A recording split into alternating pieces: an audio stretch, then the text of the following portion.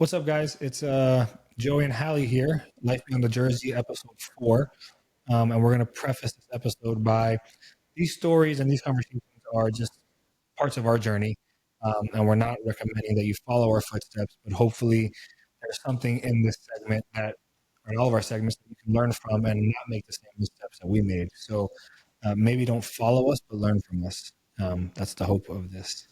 Well said. Yeah. And we got a special guest with us today, Miss Sarah Davis, Miss TikTok herself. How many on TikTok now? Sarah Helen to the internet. I think it's like 12 or 13. But a million plus? Oh, that's just likes. That's likes. Oh, just a million She likes, has whatever. 13,000 followers. There you on go. TikTok. 13,000 Yeah, followers on go look TikTok. for It's her. Sarah Helen on TikTok or on social media. Yeah. Which is kind of, my family calls me that, but there's a lot of Sarahs in the world, so I was like, I'm just going to add that in there to. I like it. Do you remember how we first met? Do you remember where we first met? In the airport. Yeah, right. So we have Y'all met in the airport? So No. we have a mutual friend Okay. that I played softball with, Leah Allen, and when Leah moved to Austin, I guess her and Leah became friends. I'm sitting in the airport, and she came up to me and was like, "Hey, I think you," or something like that. I think you know my friend, or we're a mutual friend with somebody. And I called my friend Leah. I said, "Dude, just a random girl just walked up to me and said, like, she knows me. Like, how do you know her?" It turns out that they were good friends. We've kind of created a friendship since then, which was 2 years ago, I think, right? I'm probably your first year then, yeah. Leah and I actually went to dinner on Friday. I didn't tell her I was doing this. I should have. I'll text her afterwards, but. A super small circle. Born and raised in Texas? No, born and raised here. Yeah, Born and here. raised here. Went to school in Texas. Yep. Where Well, did you Texas. go to A&M? I did. Yeah. So everybody here has gone to school in Texas. So, Sarah, let's talk about your story is a little bit different because you played professional. Well, first of all, tell us about yourself because I know a lot about you, but they don't. So tell I us don't know anything who you about are, you. where you're from, what you do, and all the cool things. Sure. I think the background that makes sense. So I am from Florida, but I grew up here playing sports, all of that. Both of my parents went to A&M, and I decided from a very young age that I wanted to go there. So I went there purely just for academics. But I picked up powerlifting while I was there. Yeah. I mean, for like a year. But then I picked up powerlifting, which, I mean, some would consider that maybe not athletic because here it's a stationary movement. But did that a little bit after school. Injury, not powerlifting, snowboarding happened, COVID happened. I'd been playing like league softball, but then a girl that I went to school with, actually like here in Florida, was playing like conference softball. And I was like, hey, like that's cool. Like you're still playing and you're however old you are. Yeah. And then she said, you want to play? And I was like, sure. And the rest was history. There's a video of your swing pre whatever I that saw that was today. to this now. And it's Laugh, but like literally roll it. Like, please. that's crazy. Like it's crazy because not that you didn't have softball or baseball, but like obviously in that clip you were not like as good as you are now. And like crazy that I've hit with her. You've made clips of me hitting with you, and it's just not even fun to like sit there and have balls hit at you from you now. So it's pretty cool. It was I think back to that clip and like back to starting, and it was just like general ignorance and like which was kind of like probably the best thing for me because I didn't know how far I had to go. You were just out there having a good time. Have you won the major yet? No. Okay, so you haven't done that. But you're pretty. I mean, you're on one of the best teams, if not the best team in the conference, and you got a chance to win it this weekend. So that's cool. We do. Yeah. Last year was I was on La Familia. That was my third year, and we were ranked first going in. We had the king seat, so undefeated in the championship, and then wait, were we? Yeah. Because you lost 2 to Derby, right? Yeah, we lost 2 Derby, and now I play for Derby, so it's a little weird. Slow pitch is just a little weird in that sense. It's so yeah. We're talking about Slow slow pitch pitch. We softball. did not mention that at all. This is Like, slow pitch everybody softball. that's listening to this is like, no idea what you're talking about. well, and I do as well. How you've actually tried it once or twice? Yeah, twice. She played in Vieira for her first time ever My at Worlds. It was first, like E-Worlds or something, I think. it was at work. Yeah, first time ever. Like this time, was it 2 years ago? Yeah, Yeah, this time 2 years ago was the first time I ever played slow pitch. I stuck in the outfield. They threw me trying in to right field. ball hit the turf and said, "Stook," and she went one way, the ball went the other. You were there? You told me. You told me that this happened. Did it not happen? What's your No, actual position? I was outfield. Outfield. Oh, Center and left. But well, listen, okay, so the first thing she's like, they're like, yeah, you played outfield, good or right? I'm like, great, right? Not gonna have to worry. Wrong. So I'm camped under a ball, and I'm like, got it, easy. Vera went. And it went right over my head and like, yeah, tailed off. And I'm like, what the heck? I got like 2 or 3 more balls. Same thing. I'm like, what the hell is going on? This ball is moving so crazy. And then I'm like sitting out there with my thoughts. And I was like, backspin, because it's slow pitch. This is different. This is a completely different game. This ball is falling different. It's spinning the opposite direction. So then I was like, okay, figured it out after that. But I'm like, how am I? I've only not played softball for like 8 months. It was like I had just graduated. I was like, I had just graduated. I'm like, there's no way I washed up that fast. Like, no way. Like, I'm camped under this ball and it's just not landing in my glove. I'm like, I don't even deserve it to be happens to me here. still, and I'm just. Well, we have a center fielder. She finished her season at Washington this year, Alicia Flores. And then her, like, I wish I had the time to go clip like her rerouting. She's doing a phenomenal job for sure, but it's like oh crap, like this is slow pitch and this ball, she's used to, okay, if it's 220, it's gone, but no, these balls are getting hit like 280, 290. Well, 90 miles an hour. Like, well, you probably hit it 90. We did it. You hit it in the Yeah, highest. I've hit 90. Yeah. That's So. insane. Absolute insanity. When I first started What's working, normal for fast pitch? I have no idea. High 70s, like low 80s is like wild. Like there's the girl that I follow on TikTok, Anna Bruni. Oh yeah. She was like mid to high 70s, and then and it was like 230, 240, and then they did a slow pitch bat, and she was hitting them like 310, 315, like Louisville. Really? You know anything about slow pitch? Louisville's are like, they're whatever, middle of the pack, but What ball was she using? Probably a fast pitch. I want to say she was using a fast pitch ball. Oh my gosh, that's crazy. Wild. But when I first started working at D-back, I was like getting around him. He's like, "Go on, let me get in the cage. Let me show you how to swing slow pitch. Slow pitch. We're gonna get you out there." I'm like, "No, I'm done. Done. Hung up the cleats. One and done." That's Leah. She She would have been so good. She just said she didn't enjoy. Like, she enjoyed co-ed more than she did women's. See, but I don't think she ever played women's like with a good group. It was all like the backyard. Yeah. She played league with us a little bit in Austin, and it was fun. And then she got hit in the head. And then she started an NBA, so that was kind of like mic drop, I'm out kind of idea. I think she holds multiple home run records at UPenn, like multiple home run. And she's honestly built like you, like lefty, skinny, like kind of tall, like not a big girl at all. You're skinny. I'm gonna tell you, and you're lefty. And she just unloads on the butt. It's ridiculous. I had a couple over in my day. You're a slapper. Stop it. I literally, my first collegiate home run, I slapped. The wind was blowing out. I don't want to hear it. Okay. I'm just kidding. Okay, so we are going to have a couple questions, and I just want to kind of like flow through it. It's obviously conversational, but for us,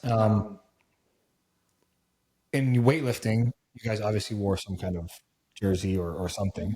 So for us, like, tell us about the first time you put on your jersey collegiately or even professionally in slow pitch, and then like, what did it mean to you then?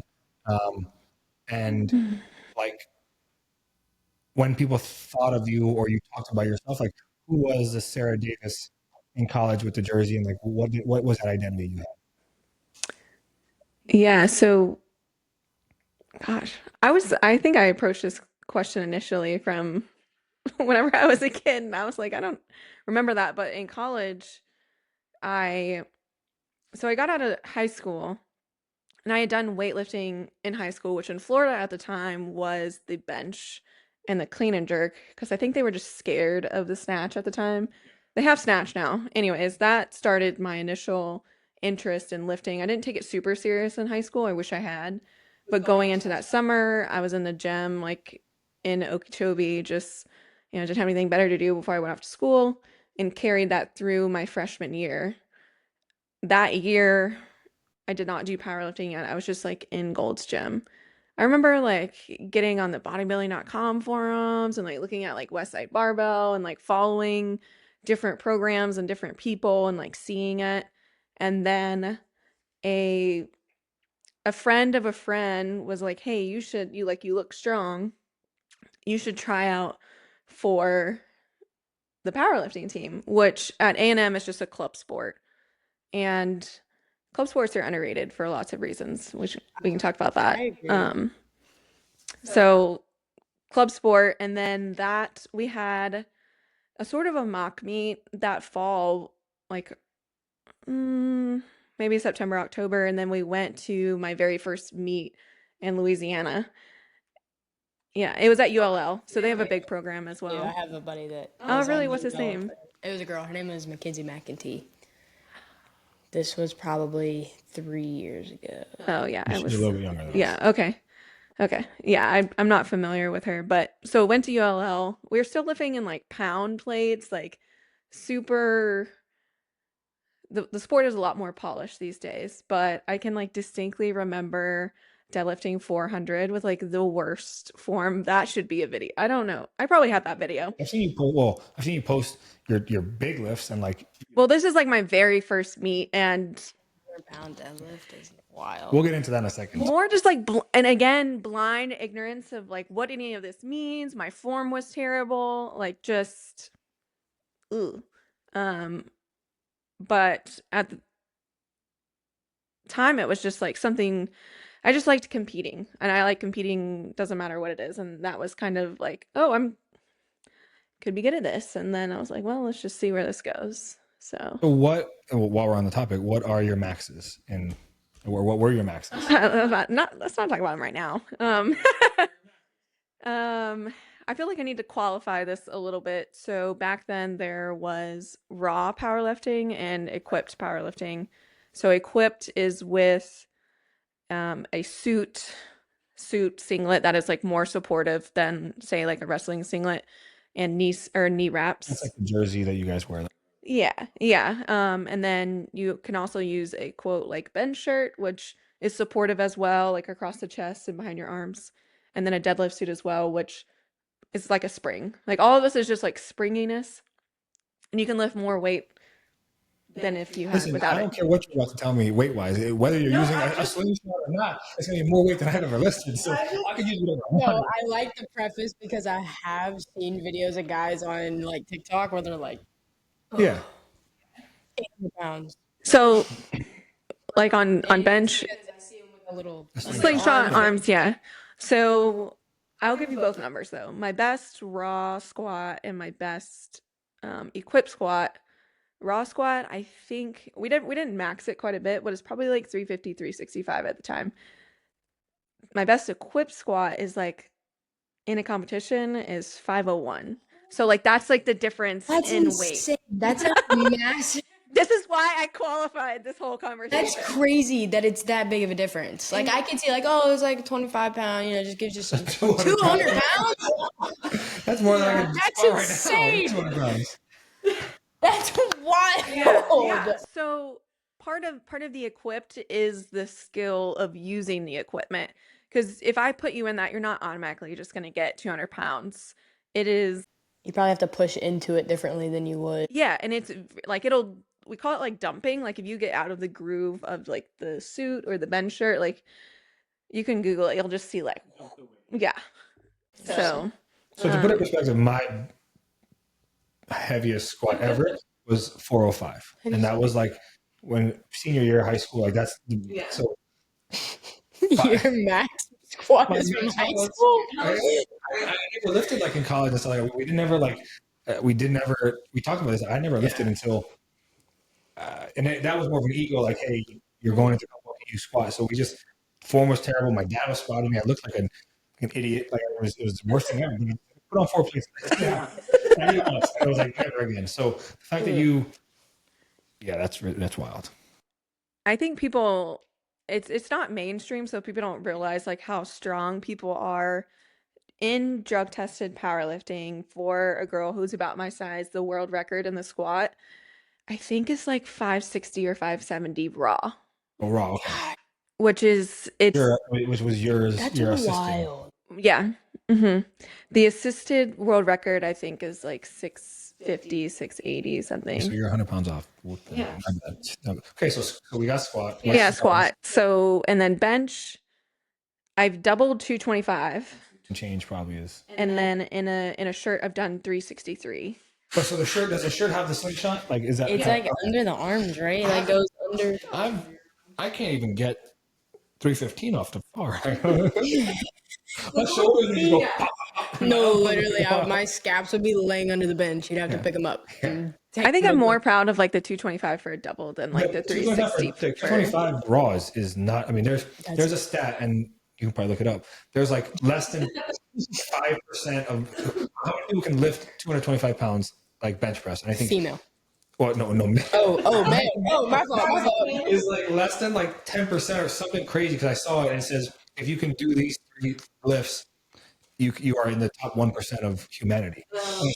Squat to something like deadlift, nothing crazy, and then bench was like if you can bench 225, you're in some kind of low percentage of the world.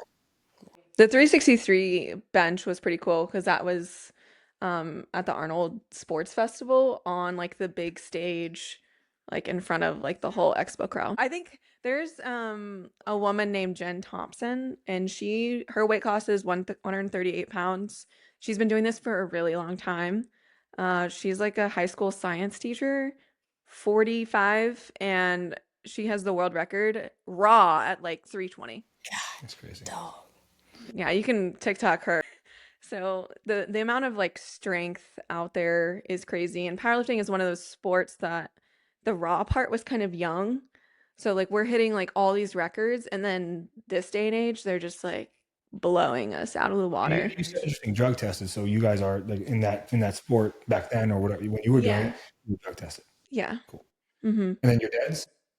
Best deadlift raw was 450. I mean, come It's on, like dude. double What are you mine. talking about Like here, it's Sarah? literally That's not double. It's like double it, give it to the next person. That's double mine, and then Sarah got it. we can like add hours together, and she's like, add another And plate. add somebody else. Add another one.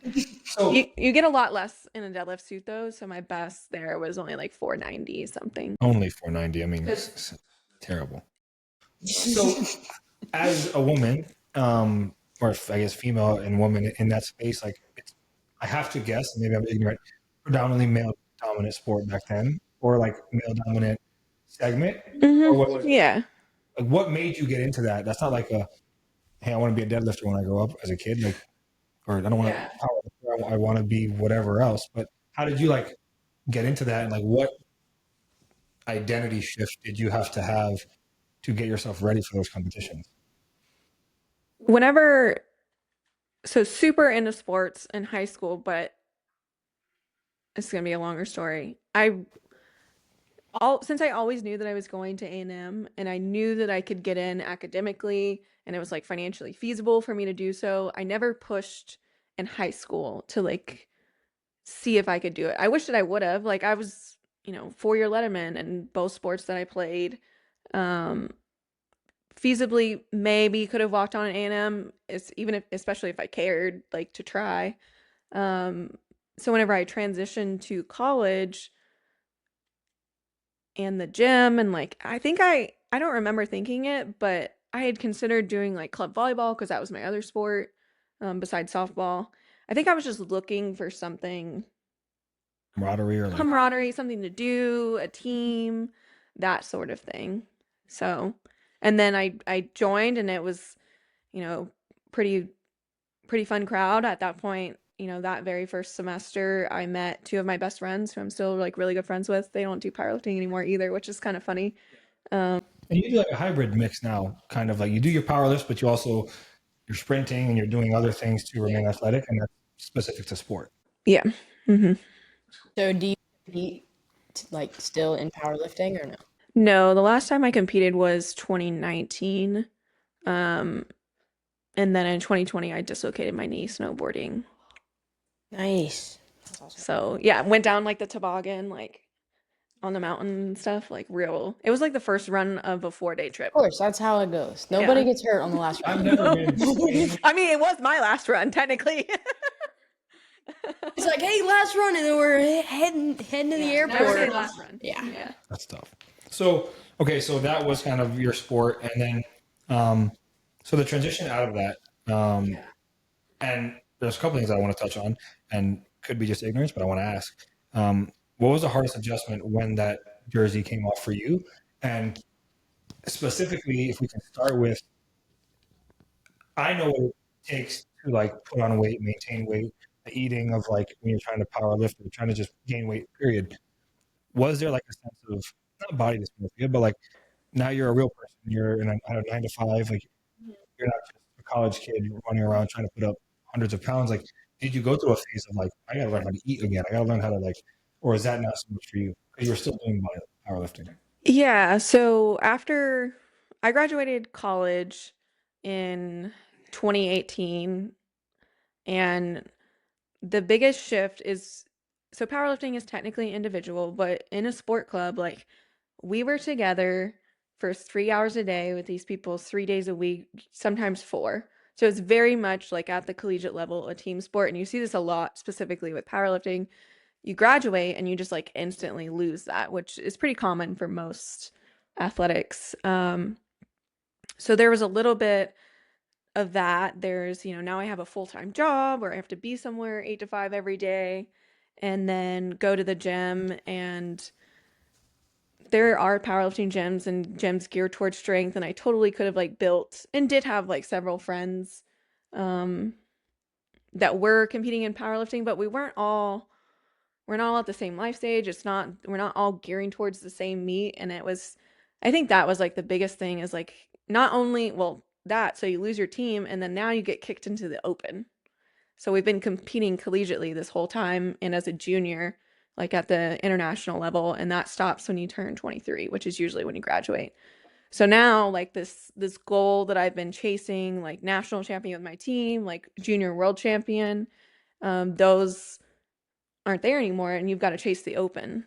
And unlike maybe like softball where you kind of have a chance every year, powerlifting, like it takes a long time to build strength.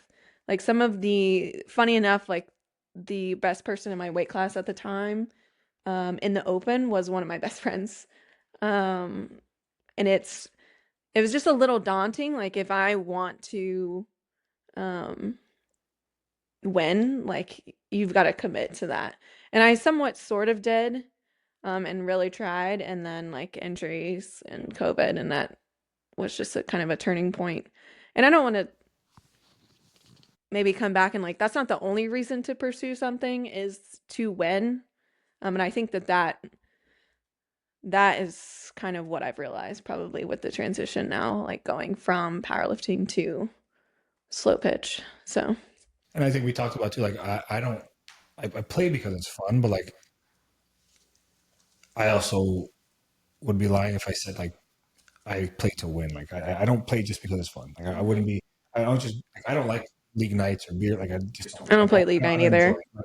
When like I've been kicked out of a few, like it's just they don't even let you. So I play still because there's a team aspect and like there's the thing. I got Chad and the guy in different parts of the world, but I play because I want to go somewhere and I want to win and I want to compete. And it's not so much like and I guess for you, like my role in my job, my career had always been sales. So it was like very results driven. Like you have to go win. Like, but I was missing it athletically. Did you ever feel that like is that why you picked up softball? That you needed an outlet to like go compete again?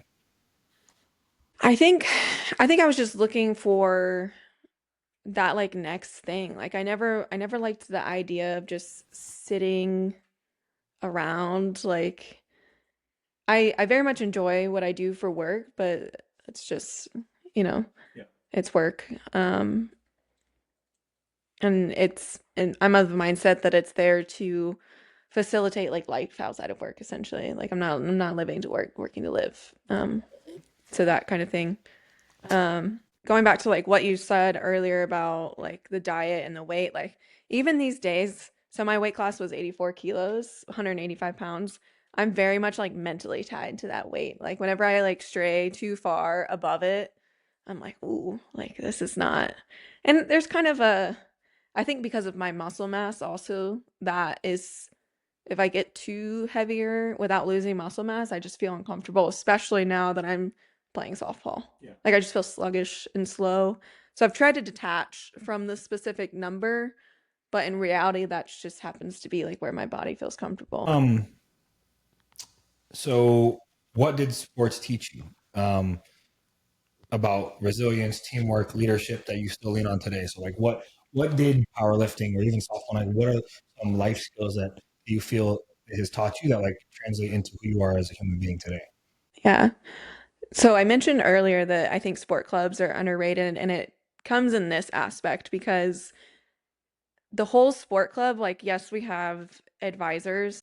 God bless Jessica Konetsky and her counterpart are basically wrangling 35 to 40 different sport clubs of college students, facilitating an athletic activity. And they're in charge of budgets, like sometimes in the hundreds of thousands of dollars. These are like 21-year-olds, which is kind of crazy to think about. I mean, we're doing our own fundraising and spending, and we do get some funds from them. It may be like 5,000.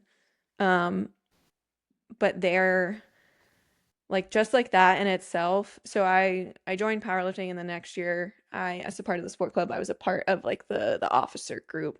I had to be voted in, and the really important positions, like at least for our club, were president and the treasurer because they had so many rules that we had to follow and all of that stuff. So that definitely taught me organization. But I think the biggest thing was just you're in charge of your peers, which is essentially from the point that you graduate on. That's kind of how it is. Whether it's at work, like you're in charge of people that you're older than, or you're playing with in softball people that are your age, and you kind of have leaders on that group. So sport clubs was like, and that's like the whole point of the sport club program is to develop those leadership aspects alongside sport, as opposed to like varsity level. Like there's someone telling you where you got to be everywhere. For us, it was like, no, it's on you. It's on you to show up. We did have like, because we had such more interest than what we could carry like in the club because of like budgeting and space restrictions in the weight room. We almost had to be that for our team a little bit. So set like if you don't show up for these practices, then you don't get funds to go to nationals. So there was that sort of incentive, that kind of, but other than that, it was pretty much like you hold yourself accountable. So that was a big part. A bigger thing that, so not athletically, but not an athletic transition, but a mental transition. My whole athletic, like growing up, like I was a setter in volleyball in high school. So you are the leader of that team. I was always, or for softball, I was like one of two freshmen on varsity, and I played first base. Like when I got to be a senior, like I was the leader of that team. Powerlifting, same thing, was the officer leader of that team. And then going into slow pitch, where I am now the I'm the lowest person on the totem pole here. Like I don't know anything. I don't have any history with the sport.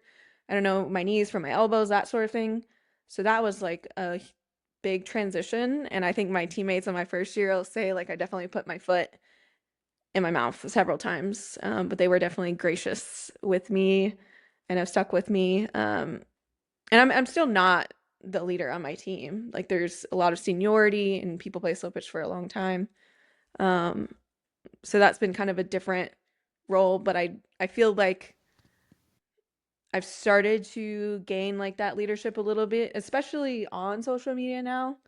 Um, because we have like the major level, and I'm a lot more connected to the like E and D and C, and people like ask me like, what to do, or how do I play, or like can you give me feedback, or like all of that, and there's a little bit of that in there as well. So it's coming back. It's weird. It's very weird, but But you've done like I think you and like Acevedo are two of the like social media. Well, I guess you could say John King's, but he doesn't play. Like for the slow pitch space, like you guys have commanded that space of like his is very different, more like comical and the TikTok dancing. dances and stuff. If I dance, then someone's off camera holding a gun to my head.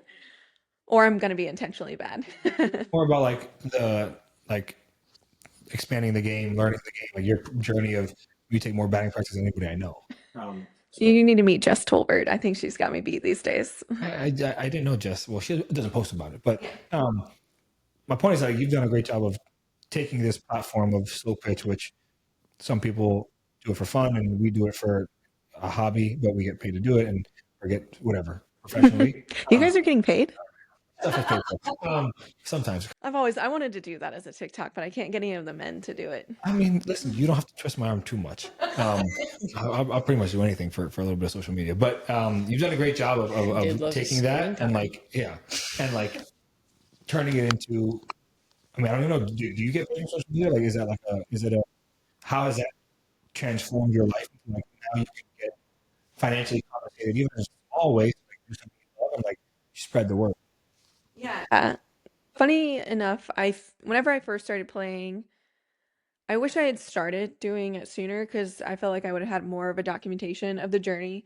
Thankfully, we had to send in videos, which is a whole other story. So I've got I've got a lot of like really crude potato film of what obviously I swung back then. But then in December, it was part of like just a creative outlet, like something new, something to excel at, something to try, seeing that and seeing what other people do and really just noticing a gap like in the media landscape for my platform essentially. No one for better or worse at the level of slow pitch that we play, that information or that personality or that information or the behind the scenes or how it is just doesn't exist. There's some male creators that do that, Ant a little bit, and then you've got Hindo, he's climbing a little bit less average, but I was Yeah. There's a guy named Average Dude Slow Pitch, and that was like his. But he's taken so much BP that he's like not average now. Cole Campbell, he played at a higher level. He won the double. Yeah. You were on yeah. And then so there just wasn't that space. And I was like, I can do this. There wasn't one female that I can name. Yeah. And I recognized that and I was like, I want to try this. I thought about it to myself and I want to be genuine. Like I want to show all aspects of the game. You know, that's me hitting home runs and then that's me like popping out to the pitcher. You know, I'm going to show it all. I don't show those. That's okay. I'll go find them and I'll clip them for you. Yeah. And not come from a place of like, I'm better than anyone, a place of this is what I do and this is how I got here and this is what I'm not saying like you can do this or this is how you should do it. This is me. Like this is what it is. And seems like people enjoy seeing that and I try to be funny and creative and all of that. So you just started doing TikTok in December?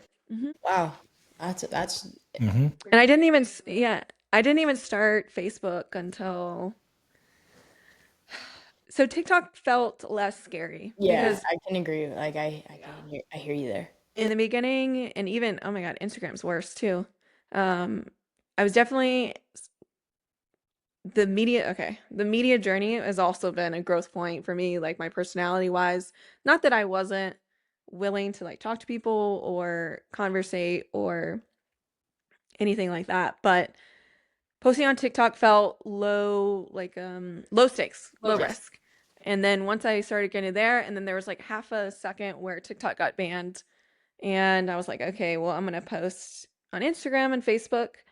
And it felt a little scarier because people that had known me for a long time were on that. And it's like, oh, like, are they judging me? Like, do they think I'm like, oh, she's trying to do this. She's trying to be an influencer. And then like it started growing. And at one point I transitioned where like, who cares? Like, even if they are like saying something like, who cares? Like, it doesn't affect me. She doesn't respond to like I respond more to the trolls than she does. And I'll come to like not her defense, but I'll come to her defense just because it's like I like to troll back to the trolls. So if I was in her spot, it'd be a very different conversation because I will purposefully like seek out the trolls and troll back. She's just very much like, haha, thanks for the Jesse comment. Warren's been doing that heavy right now. I don't know if y'all follow any of the pro softball girls. Oh wait, there's She I think so. I saw one today. So she's been doing the MLB home run Yes, I saw derby hers. tour, Yeah. and the men have been in her comments talking about you're on an elevated platform, you're hidden from all this crap, and she's just like, I'm getting paid to do it. You're not, and you're typing on your phone like response. But I love that. You should do that. You should go through your comments and just respond to all of them. Do you? She does like in a positive. Like I'll scroll through your page. No, I'm just kidding. I like feed it. I like play dumb almost sometimes. I'll Like, go to their page and like find an old picture and screenshot Oh it. no, And then, that's like, the best. and comment and they're like, "Hey, dude, this is like you." So what are you Take talking you and all about? three of your chins somewhere else. Somewhere else. there was one dude that was talking smack and said something about his like daughter playing at FSU, and then we like went and looked up, and she like played 1 year, but she had 2 games, sat the bench. For sure was just a defensive replacement, and then like didn't play. And I was like, bro, like you can't bring up your daughter like this. Another guy had like 3 daughters and was like making fun of her as well. And I said, "Dude, you got That's- three girls. Like they're like, what are you even saying?" That's And if you don't, like why would you say that? that's the stuff that gets me is like these guys that have daughters and they comment all this hateful stuff on women's sports pages. I'm like, your daughters probably feel so loved and so safe. And Like, supported, could you imagine some of these people commenting on like Caitlin Clark dropping threes from across the court in the bathroom? And they're like, get in the kitchen. Yeah, get in the kitchen, make a sandwich. And his daughters are sitting next to him on the couch, like, oh, yeah, I did want to play basketball, but not anymore. Have you, or are you like, is faith big in your life sport upbringing? Definitely whenever I was younger, we strayed away because travel ball plays on Sundays. I think that's pretty common for a lot of people. Last episode, Yeah, you I didn't did. even think about that when we were talking about that. we're gonna Like, have another episode on it because travel I've been ball. going crazy. The effect of like sports, like Yeah. I mean, it's just like we talk about like I active baptized Catholic school, then went away and recently found it back. And like there are things for athletes that Hallie knew about that like I didn't even know about that there were like faith-based FCA. groups. FCA is big. Well, maybe just me. I had no idea that was even a thing. He And so said something about it. He was like, yeah, there's these like clubs for athletes where they do devotionals. I was like, oh, like FCA? He was like, yeah, never heard of it. not once had any coach ever in college. We had FCA in high school. Like meet at the flagpole and like pray. Yeah. I was like, you never went to meet me at the pole? We've never, I mean, I went to public school, so maybe that's different, but like, I don't know. I also went to public school. So that's just me. I mean, maybe my schools, like there was not one college or high school that I can recommend to say, hey, there is a faith-based anything. Well, I mean, I grew up in like rural Okeechobee, so and then A&M's pretty conservative per se. I mean, I grew up in Miami. I feel like we're supposed to have everything down there. Yeah. Cuban sandwiches. A lot of nightclubs, you got that. A lot of sports cars. Yeah. So what does success look for you like in your life now? Like what are you looking to achieve? What are like some measurables that like because obviously sports have played a big part and still play a big part in your life. What are like that competitiveness, that fire that you have in sports? How does that translate to the real world? I think the biggest thing for me and one of the bigger things I learned from switching powerlifting to slow pitch, like we talked about, like yes, I want to win, but I just enjoy the aspect of like pursuing a craft, like pursuing getting like really good at something. So for me, like if you took softball away, I'd be like, okay, well, I'll just like go golf or pickleball or whatever it is. Few pickles, by the way. That's such a weird way to say that, but okay. I dabble in the pickle too. I dabble in the pickle. I dabble in the pickles mounds. I will admit I'm a little nervous in slow pitch wise. What happens whenever I do win the major? It's not an if, it's a I'll when. tell you. I'll tell you what happens if you want to know what happens. You haven't won one? I was Won the about to major, say, but you've I been won the there? double A, and it's just Okay. Sorry. for me, there's I'm glad there's another woman in the 100%, room. there's like I don't know. I'm to that point where it's like, okay, like what, like There are other like intermediate or not intermediate, but other accomplishments in slow pitch. I mean, you have like the batting titles and all of that stuff, and If you win a major, can you not play anymore? you can, but that's you've Okay. won it. So like, Oh, so it's like there's nothing past that. That's like winning the I World mean, you Series. can There's- be the MVP of the major, and you could there's some Team money. USA. But even that, like, and I hate to like that's at least from the men's side. It's very political, It's just like that's and it's a gimme. Well, making the team does require effort and being good and all that. And sorry to our Canadian friends, but it's usually not a competitive it's not. game against them. I used to work for USA softball. I knew that. You said that in the I first know a little, episode. I know a little bit about that. I'm very grateful for them to continue doing that program because it's definitely not a draw by any means for a crowd or for Well, the youth tournaments is what funds all of all the national teams. Yeah. That's the same thing with powerlifting. Like all the national teams, like it's all funded by local meets and like local revenue. Yeah. I feel like that's got to be the aspect of any Olympic level sport that is not professionally like able to bring in a lot of revenue. Yeah, that So. makes sense. And I mean, at least from the men's side, like I don't even I had the best season of my life my first season. I'm like, You did. What happened? No. if KP, What's KP? he's one like arguably the best hitter ever to have put. thought that was like an his name- award. no, his name was Kyle, and he is like. And so Megan Pearson's is it's his sister, right? Yeah. That plays on the women's side. She's phenomenal. But like he's just I mean, he's 6'6", 280 pounds, super athletic. Like you're not the guy does whatever he wants with a softball, and it's like he works at it arguably every day. So would it be cool to like the guy hit like 840 when you he had an 873. He has a bat called the 873 because he hit 873. average. No, 300 at bats. Like And you're playing against like the best defense to ever. Yeah. I genuinely can't provide quality feedback. Serious? I don't know anything about Imagine you this. hitting 600. But the way I see it, and I know this is wrong, this is why I'm not saying it, is you should hit 873 because the ball's right there. That's fair. You But know, you like suck at the slow pitch softball. I've hit it every time. I never getting struck out. Like I you might have struck gotten out twice. Not foul out. Have you struck out? No. Oh, I mean, looking. Yeah. I don't even understand where the strike zone is. So whenever I play it, you don't get it either. I just looked at it. It's Professional. strike. Can you show me where that zone is The problem actually? is it's not like an actual strike zone. It's all like relative to the umpire. I don't care where the strike zone is as long as the umpire is consistent. Yeah, they're not. They're very rarely. The men's strike zone is way smaller than the women's in slow pitch because they get big, Mr. Big Bodies. They intimidate the umpires, and yeah, they throw little hissy fits whenever they get a strike call that they don't like. Yeah, It's they're actually male hilarious. athlete. I do. I have done that. Yeah. No way. Really? I know me crazy. Emotional, never. Who would have thought? But like in slow pitch, it got to the point where rookie of the year, great season. Last year started off shitty. Well, you're hurt now. I was hurt this year, but not last year. Last year I was going in Juneau and then didn't play much, and then won the double A, won all tournament. It's like would have been cool to win the major, but I remember watching that. That was a really good game. It's also like the odds are always stacked against you because we were like in the championship game in the major.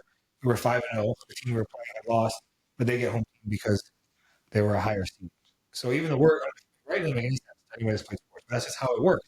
So Well, yeah. I mean, that keeps the incentive to win the conference or to play all of the tournaments throughout the year. Well, yeah, and they were just the one seed. So then we lose that, and like now we're coming back. But it's funny because a lot of people who play slow pitch think that like there is this financial like I mean, yeah, you get paid a little bit of money to play, but it's not like you're.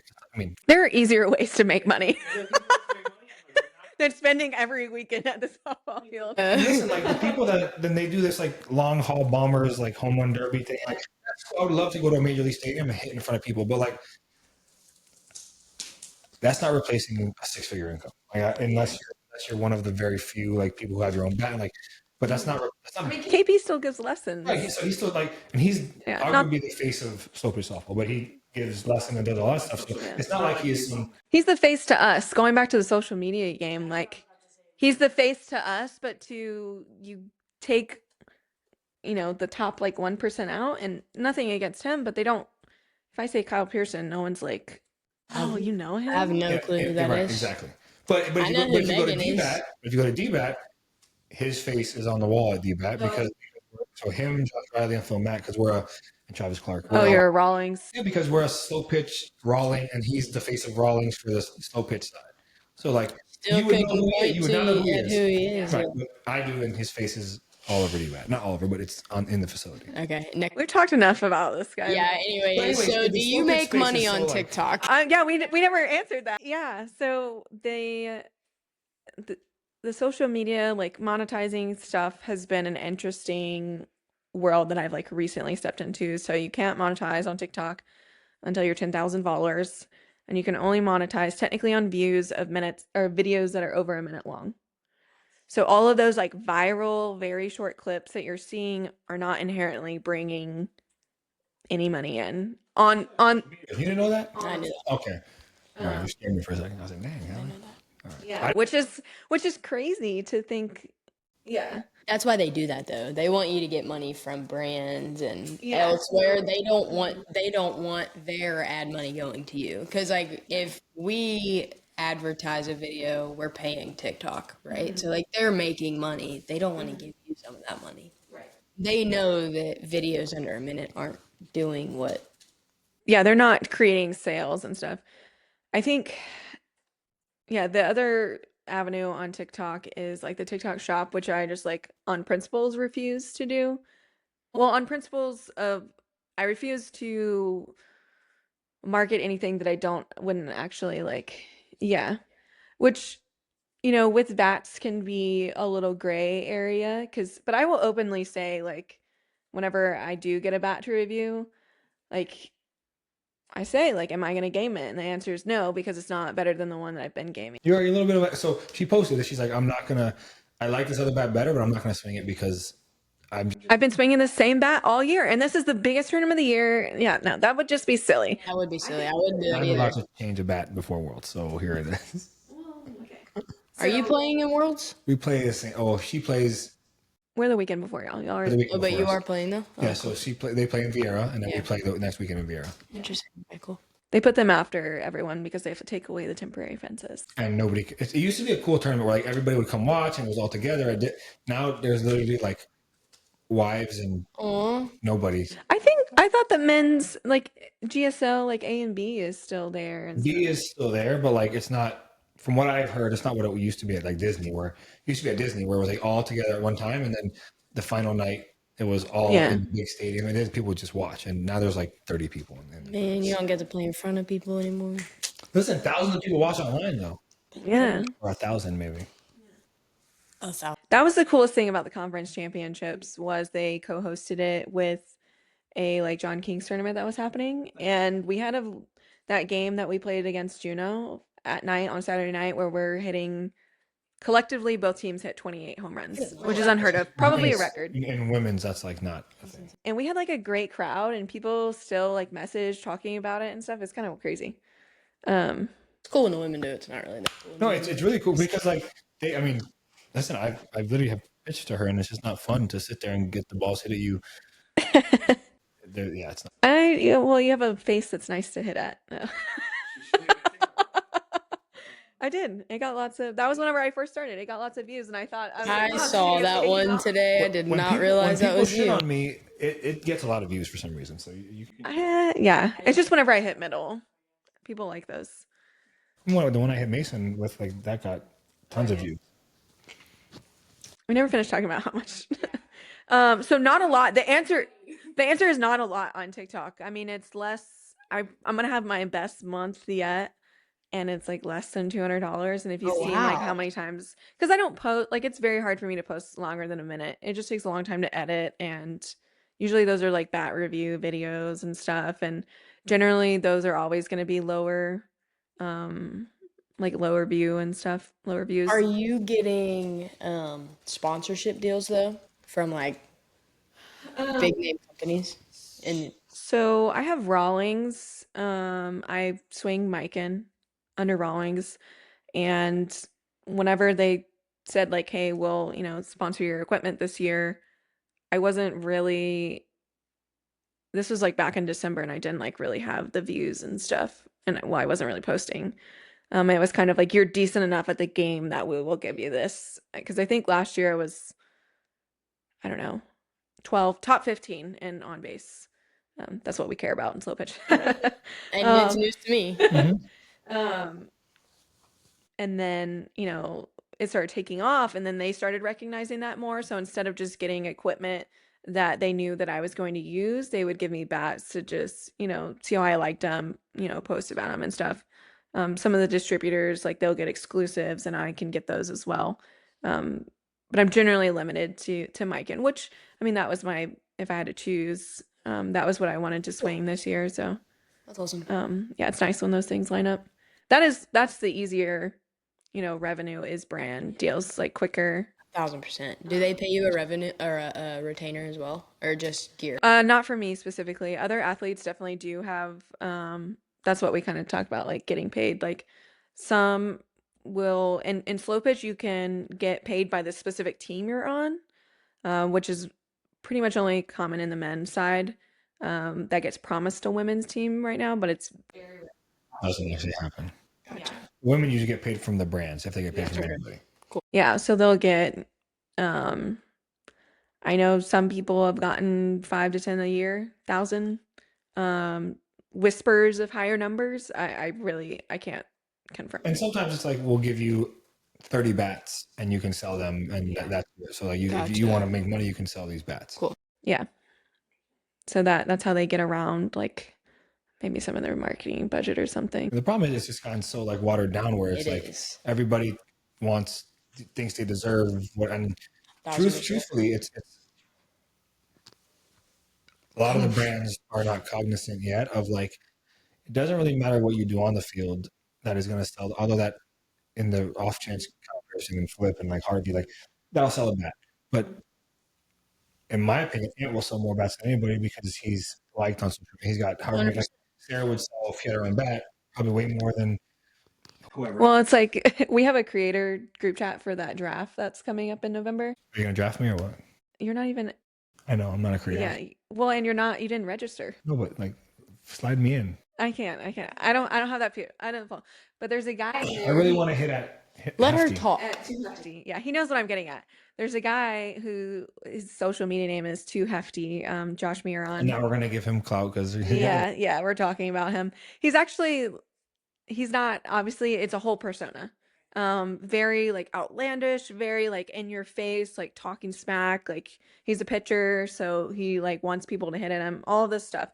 But it's a gimmick. It's a bit, and it works. It works well. Like really well. Like he had a bat for company called Anarchy, and it might have, no, I don't know if it did. I was gonna say it might have sold out faster than Austin Dawes did, who is like a professional player. Either way, this guy is sold out as fast, if not faster than beer league like normal dude who just he plays D. He's a beer league normal dude. Yeah, normal dude. But it's like the landscape is shifting for sure on sponsorship deals, and a lot of old heads like don't like it. Like they don't want to buy into, because they don't do social media. Like they don't do the whole like they back in the day it was you get paid to do this and like you're just expected to 100%. not the other stuff. Like it didn't matter. Yeah. And now it matters. Like that's why you have characters, and like there's people in this sport who the smart bat companies are doing stuff with creators to say you're going to push us organically through your own and we'll pay you to do so versus optimize paying an influencer versus hey, I'm just ripped and like I use it so I should be paid for that. It's like, no, like I'm going to pay the guy who is an influencer that also uses it. And you wouldn't pay the most ripped guy with no followers. You Yeah. would probably pay the guy with followers.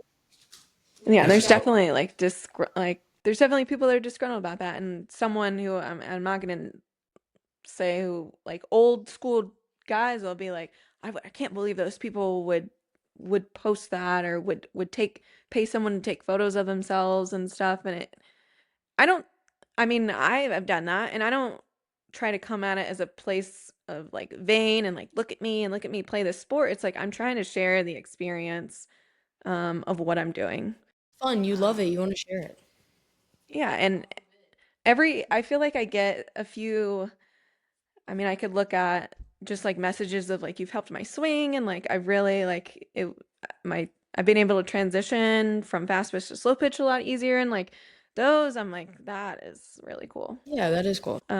So What is like, what is the mark that you hope to leave on like the sport, your community?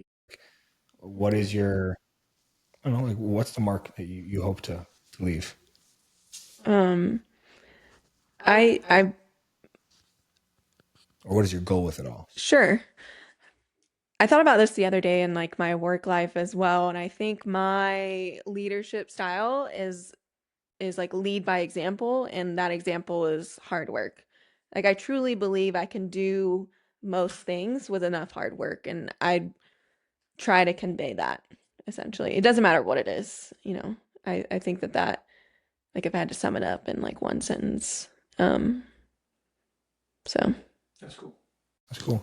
I like it. And you feel like in the social media space, in the the sports space, like in your professional space, that like now that you've taken off the jersey, that like you have learned all these things that are helping you to be the best person you can be today?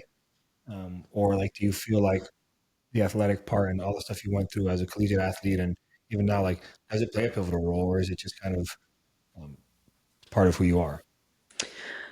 it's definitely changed in well, I've definitely matured and like grown because of the transitioning from powerlifting to softball and even softball. I was thinking about this the other day of I'm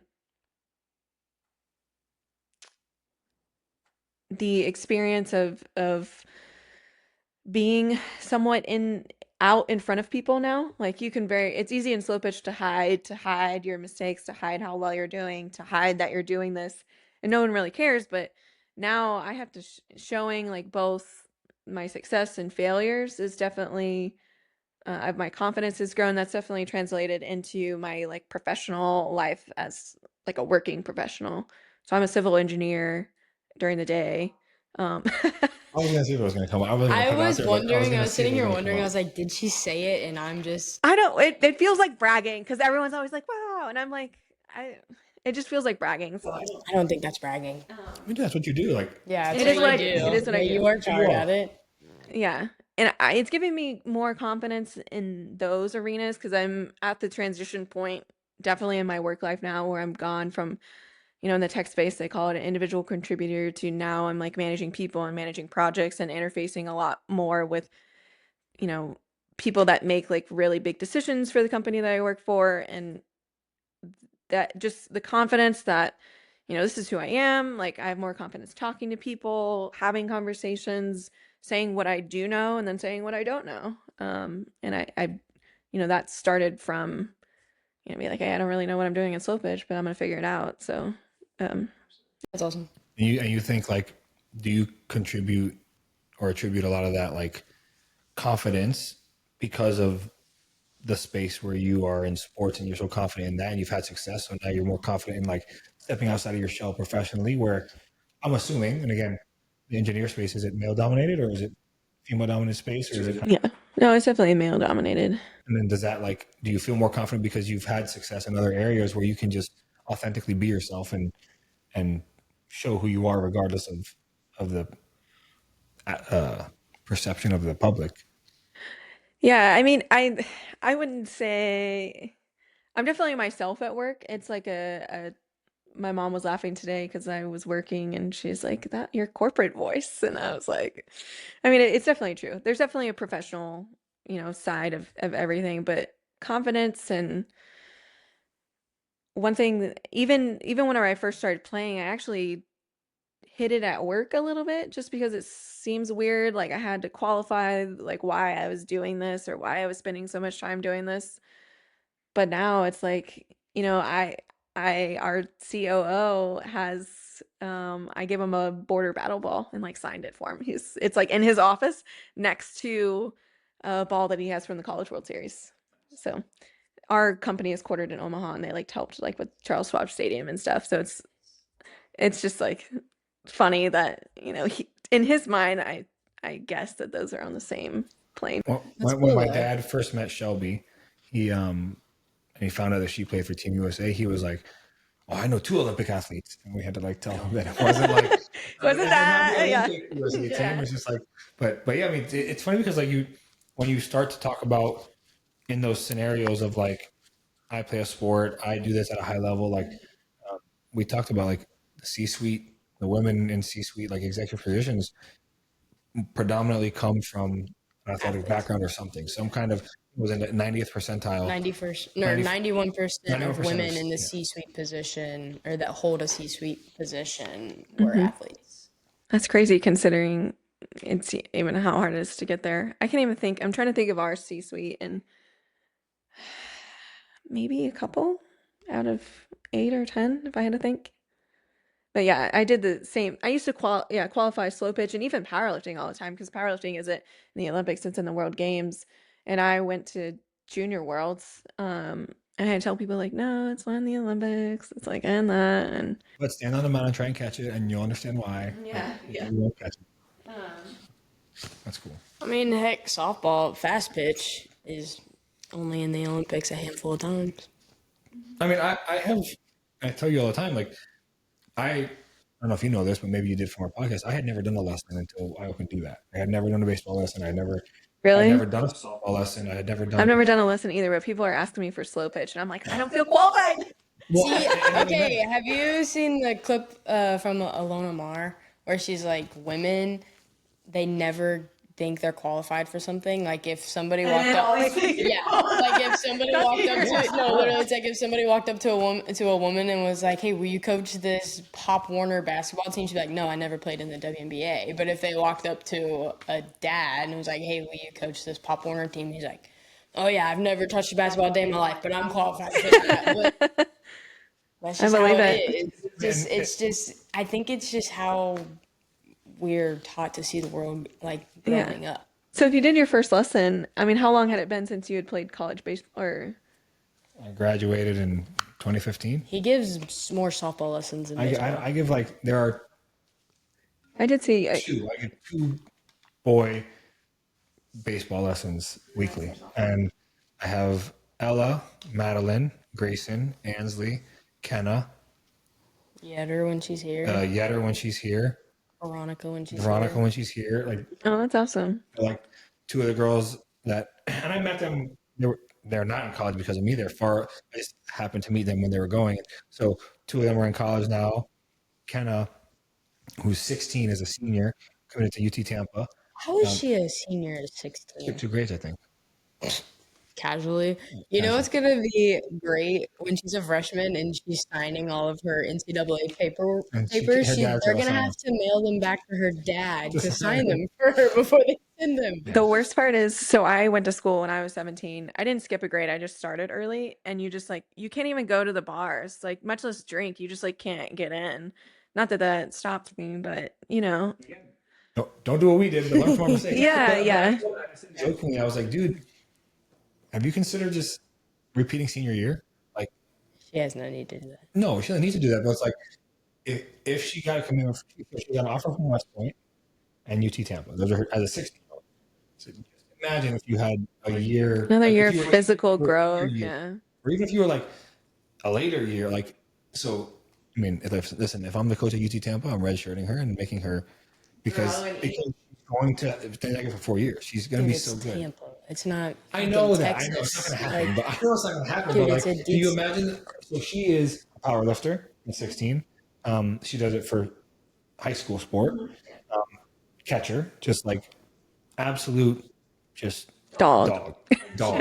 She really Where's is. that video? Like, Dog. no, she really is. Like, I tell her all the time, I'm like I'll have a very mature, but immature, but mature conversation with her, and I'll get done. I'm like, crap, she's 16, and I'm like, I'm sorry. I'm like, I forget that you are 16 years old, and then I walk out, and I'm like, God, I'm a terrible person. But like I'll do a lesson with her like we did today, where I'm trying to get her to like like use her legs different, and it's like she's one of the only person that I can talk to and like see it work, and then she asks questions why, and then she tries it, and it's like that doesn't feel comfortable with this, and it's like you're 16, when you're 18, it's gonna be wild. But like it's so funny to see. I like where I was getting at is I like giving lessons to the girls because I like 13-year-old on they have decided that that's their identity and that's who they're going to be, and like they're committed. The boys, they're just I don't know. I'll get to high school and maybe college and maybe the girls are like at 13, 14 is like no, this is like I got 4 years. That's all I got. And so I think it's cool to see the confidence that these younger kids have in like their faith and their persona, and then getting them and like getting recruited. Now they have to be on social media, and you have to put on an image of a good wholesome kid because what college wants to recruit a degenerate. So like they don't. So it's cool to see like their confidence in these young girls that like they know they're good at the sport, but they're humble enough to know they only have 4 years left, if that, when they get to college. And then how do I find the gym? How do I find the weight room? How do I be a kid? Like I feel like the sport aspect helps them to speed that up because they have to figure it out.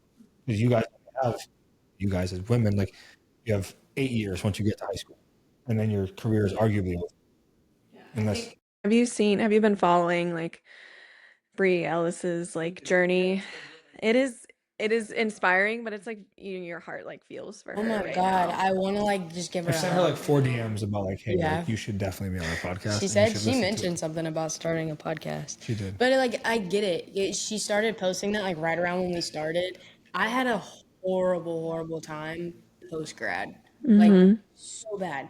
But it's cool, and I say cool with a grain of salt because obviously I don't want anybody to go through this.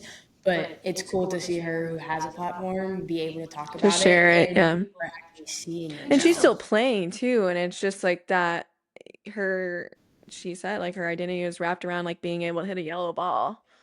I So mean, yeah, like I went through it bad mentally after I graduated, and I said that I was like, just wish I could hit a freaking yellow ball with a stick today. Like, that's all that I wanted to do. That's all I wanted to do. Did you have that as like a?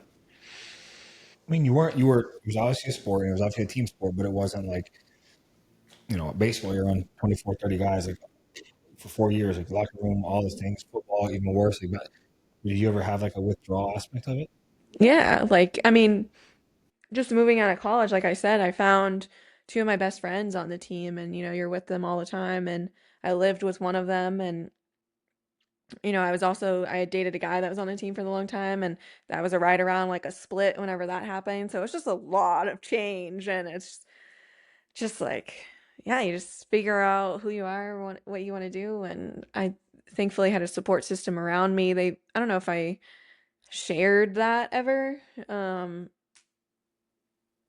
but yeah, now, I mean, thinking about it now, most of my really good friends are from powerlifting, but none of us powerlift anymore, which is hilarious. We all, my one of my other friends in Colorado, she's kind of like me. She just finished a triathlon, but instead of swimming, it was like paddleboarding or something. Yeah, What? That's yeah, cool. similar like Oh, that's what I see TikToks all the time. It's like, hey, softball players, how's group fitness going? Like, how's CrossFit going? How's group fitness? Yeah. also comment too. Yeah. So in closing, I got two Yeah, questions we for gotta wrap for the it. young athletes that are watching. What are some like post college or post high school? I'm not going to play in college. Like mechanisms that you've found successful to help you like bridge that gap of I essentially have lost that one identity and I'm transitioning to the other. Um, I think applicable to people playing or not playing sports is you have to find a community around you. you'll take some of those people from college for sure and from high school, but you have to find that community. And there's been a thing going around is like to have a village, you have to be a villager. And I was like, "God, that's just an I just get amazing." chills. That's crazy. I haven't heard that. Really? I did not, just to clarify, I did not make that up. Like, no, no, someone else, someone else, Sarah Helen Davis. someone else came up with that, of course. No, that is, I promise it's word for word from TikTok. Sarah, we're trying to get you hyped up here. And you're No, just, nope. But build that community and like be willing. You have to have some initiative for sure. Whether that's through another sport or through some other sort of activity. I think that's the biggest thing.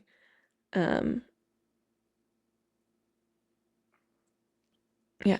Cool. Yeah. I like it. Get And behind then that. the last one is when people look at your life beyond the jersey, what's the legacy you hope they'll see? Mm, So not Sarah the athlete, Sarah the person. I mean, I don't share a lot on social media about like my family. But I try to be intentional about spending time with them. Like I'm here, a week before and a week after Worlds. Drove from Texas, so we're clear. I did. I drove. I drove from Texas for this podcast. Correct. For this. And we did not give her $1. You did $0. But when it boils down to it, like if you took away everything else, I think that is probably what's more important to me. My family and then like my really close friends, just like being that villager to those people. So I like Love it. that. That's dope. Love which it. maybe I should share that more, but I don't know. Listen, I'm going to get another tattoo now. That's what we did off my last podcast. Be the villager. Be the villager. Put a little cottage in one of your. One of my spots. I was gonna say BTV, but that sounds like an STD. Well, cool. Well, I appreciate you making the drive down just for us. Yeah, 20 hours. Good luck at Worlds. Thank you. This will probably come out after Worlds, right? I assume. Probably around the Hopefully same time. Saturday-ish. Oh, perfect. Yeah, right around the same time as Worlds. So if you don't follow her, you want to drop your TikTok, Yeah. Instagram Plug things? it. Everything is Sarah Helen, so Sarah_Helen with 2 N's And she's got like a USA jersey and hat on in most of her socials. on all of them. Yeah, gotta Are you on the national team? for the slow pitch. Yeah. Awesome. That's really cool. Well, again, thanks, Sarah. We appreciate you. Yes, thank you Having so me. much. Episode Four. four. Episode 4. I'm gonna get ahead of myself. If you haven't done so yet, like, follow, subscribe, share it, Share all with the a friend. things. And we'll see you next week. You. Peace. Stuff.